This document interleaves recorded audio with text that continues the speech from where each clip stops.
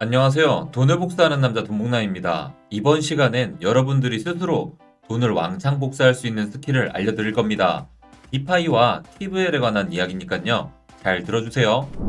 2020년 코로나 발생 이후로 미국 연준은 양적 완화 통화 정책으로 막대한 양의 돈을 풀었습니다. 그로 인해 미국 증시가 살아난 것은 물론이고 부동산, 암호화폐 등 많은 자산들의 가치가 급등을 했는데요.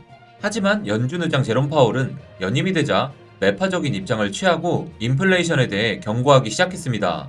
인플레이션은 물가가 상승하고 화폐 가치가 떨어지는 현상을 말하는데요.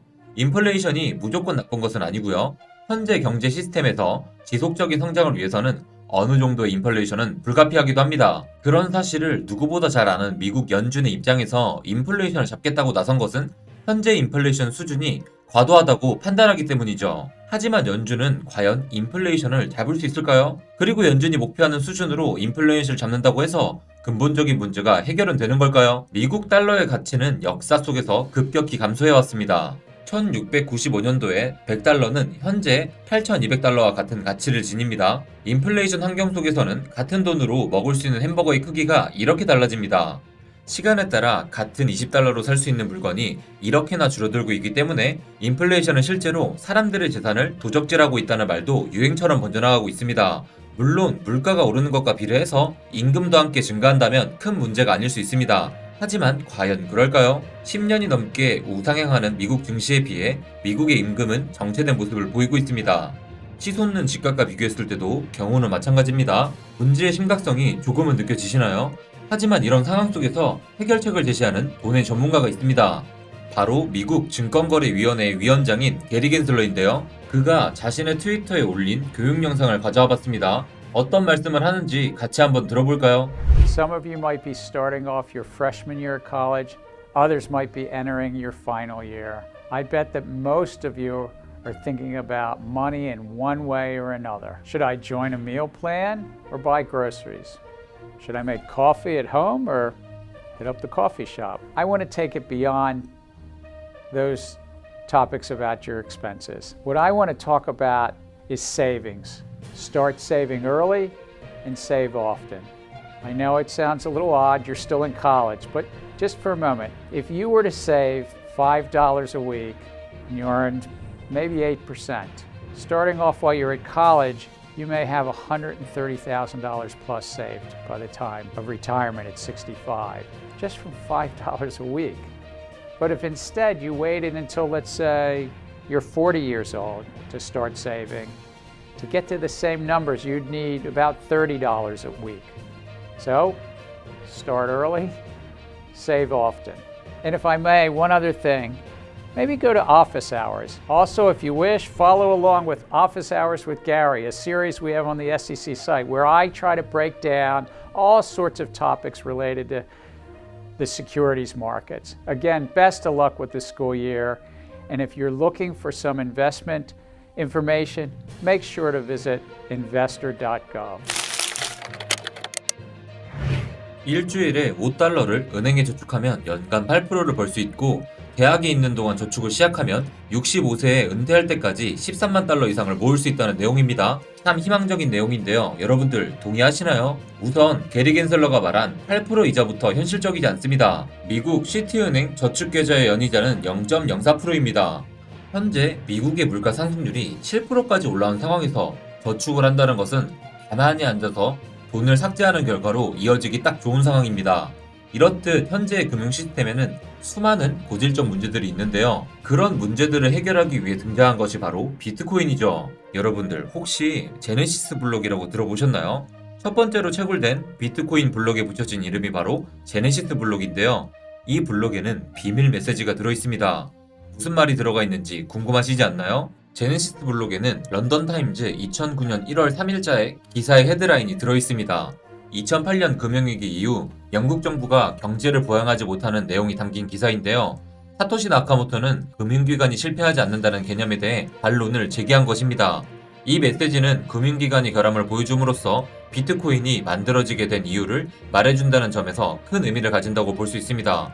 바로 여기에서 탈중앙화를 지향하는 블록체인 사상이 만들어졌다고도 볼 수 있는 것이죠. 그리고 비트코인은 지난 10년 동안 탈중앙화된 자산으로서 그 가능성을 제대로 보여주고 있습니다. 화폐의 가치가 급속도로 하락하는 동안 비트코인의 가치는 놀라운 속도로 상승해왔습니다. 중앙화된 금융에서 사용하는 화폐가 인플레이션 화폐라면 탈중앙화된 비트코인은 반대로 디플레이션의 성격을 지닙니다. 한때 비트코인 회의론자였던 마이크로스트레이지의 CEO 마이클 세일러가 비트코인을 찬양하게 된 것도 바로 그런 이유 때문이었습니다. 현재 물가 상승률에 대한 해답을 제시하는 것은 오직 비트코인 뿐이라고 그는 말하는데요. 하지만 여기서 우리는 다른 의문을 들 수 있습니다. 정말 비트코인만이 금융 시스템의 구조적인 문제를 해결할 수 있는 유일한 해답일까요? 그렇지 않다고 봅니다. 물론 비트코인은 훌륭한 가치 저장 수단이지만 비트코인만으로는 불가능한 다양한 해결책을 제시하는 코인 프로젝트들이 부상하기 시작했는데요. 그리고 그 중에서도 돈의 본질적인 역할에 가장 집중하고 있는 것이 바로 테라 프로젝트라고 볼 수 있습니다. 탈중앙 스테이블 코인인 테라를 바탕으로 한 돈의 혁명을 일으키고자 한다는 점에서 테라 프로젝트는 비트코인의 정신을 잘 이어받았다고 볼 수 있습니다. 테라 체인의 가치 저장 코인인 루나 코인의 월봉 차트입니다. 루나는 불과 1년 만에 34,000%가 넘게 상승했는데요. 여러분들은 지금 이걸 보시고 이런 말씀을 하실지도 모르겠네요. 아니 돈봉남님, 이제 와서 이미 너무 많이 오른 루나 코인을 추천하는 건가요? 물론 저는 루나가 앞으로 더 많은 발전을 할 수 있을 거라고 생각하지만 오늘 루나를 말씀드리는 것은 여러분들이 TVL을 제대로 이해하실 수 있다면 앞으로 루나처럼 30,000%씩 오르는 코인을 찾을 수 있을 것입니다.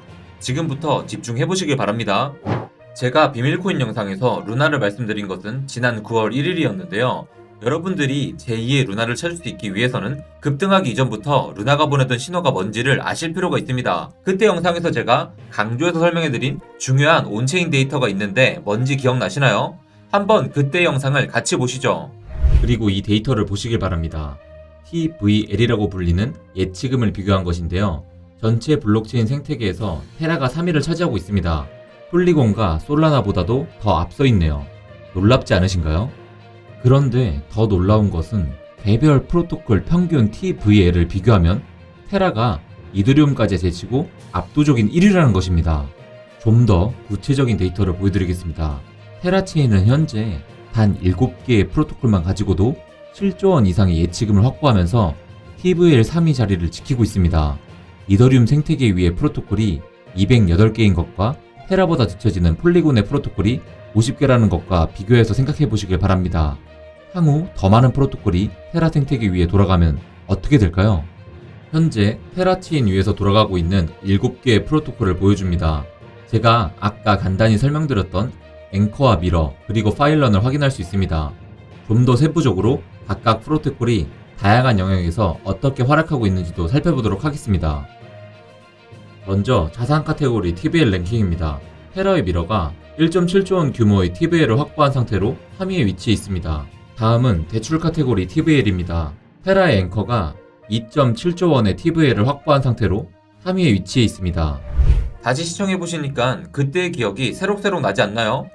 당시 저는 테라 프로젝트를 TVL 바탕으로 분석해드렸는데요. 이렇듯 디파이 프로젝트를 분석할 땐 TVL을 제대로 이해하고 분석하는 것은 정말 중요합니다.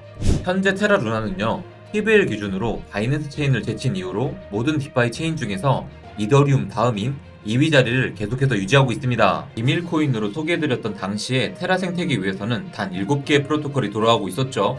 그 이후로 하나, 둘 프로토콜이 추가되면서 현재는 17개까지 올라온 상태인데요. 하지만 1위인 이더리움 위에서 돌아가는 프로토콜이 396개라는 것을 비교해봤을 땐 아직 한참 모자란 상태입니다.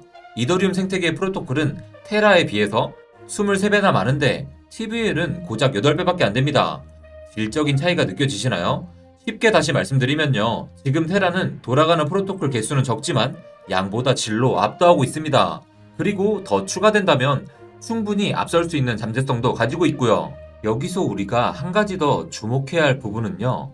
TVL 대비 시총입니다. 이더리움의 경우 TVL 대비 시총이 2.68인데 테라의 경우는 1.59밖에 되지 않습니다. 최근 계속해서 급등이 이어온 테라 루나지만 여전히 저평가돼 있다고 볼 수 있는 근거 중 하나이죠. 여러분, 제가 TVL은 늘 말씀드렸고 그때마다 간단히 설명드리긴 했지만 사실 TVL이 뭔지, TVL이 왜 중요한지 잘 모르셨죠? 이제 슬슬 배움의 의지가 좀 생기시나요? 이걸 아셔야 우리가 촉으로 매매하는 게 아니라 데이터와 숫자로 매매를 하는 겁니다. 쉽지는 않겠지만 꼭 배워서 써먹어야 하는 기술이죠. 다음 영상에서는 여러분들이 스스로 물고기를 잡는, 그리고 그냥 물고기가 아니라 고래를 잡을 수 있는 방법을 알려드리겠습니다. 구독은 꼭 하고 보세요. 감사합니다.